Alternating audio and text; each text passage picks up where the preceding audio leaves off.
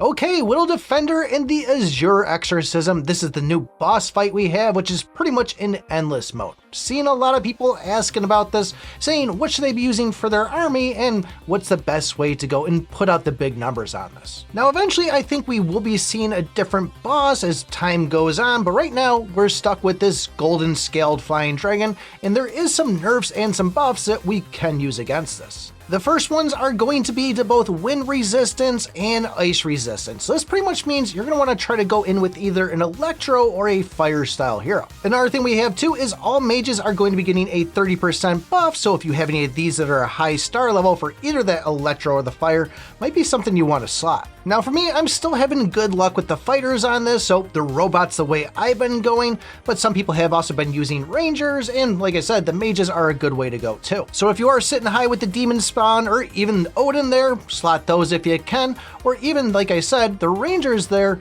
the actual blazing archer is another good one to use too. Both of our new sublime heroes are good choices. If you have them at a decent star level, you gotta test them out, see how they hold up. They are stronger at a matching star level than a non-sublime one, so really just kind of give it a feel. But for those mages with that 30% plus, we do have the high priest, we do have the thunder pharaoh, or even the fire mage and fire witch. But like I said, I've been going in with the actual fighters on this. Clearly have Seraph slotted, that's gonna be a good one too. I do have the ice demon and ice witch slotted right now, which is just because I was making a video getting some recordings. The ice witch I would drop, but the ice demon I actually want in there to get those passive stats.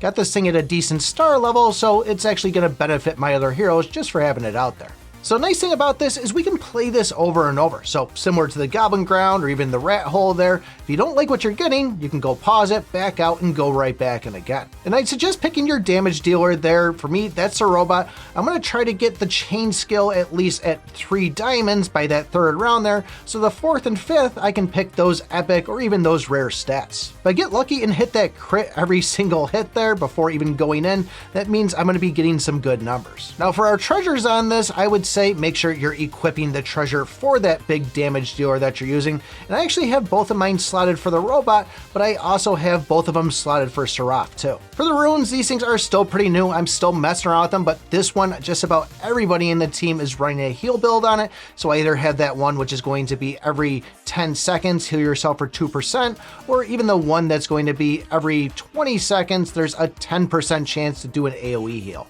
That one also does come with a 10% cooldown speed, so that's a nice little plus there. But the robot, I actually do have 2 of them slotted to boost his attack. Finally, when you go in and you're doing your battle, most of it, there's not really too much you need to worry about, at least until you get around that last final 45 seconds. If you know it's going to be a good run, you want to make sure that first hero that dies, you immediately go and revive them, no matter who it is, because if you don't, you're going to find everybody else drops pretty quickly. But if you do get that revive out there, you can usually make it to around like that 20-second mark. Sometimes you can go to the end, but once you get to that point, this thing hits pretty hard. Right now I am sitting in 1st place. We are about 7 hours in. I think there's one other player that's stronger than me, so I'll probably get bumped down to 2nd place on it. But this is all I've pretty much been doing, smashing the robot here, getting those skills early on, making sure I get those revives out there, and clearly making sure I have those treasures equipped. So like I said, you can play this over and over. This is a great opportunity to kind of test your different heroes, test the skills on them, see who's going to be putting those big numbers.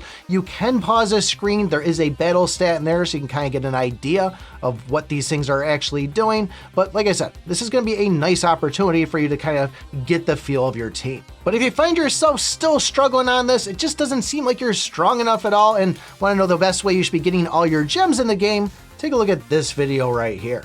Thanks for watching, and remember, I pick my butt.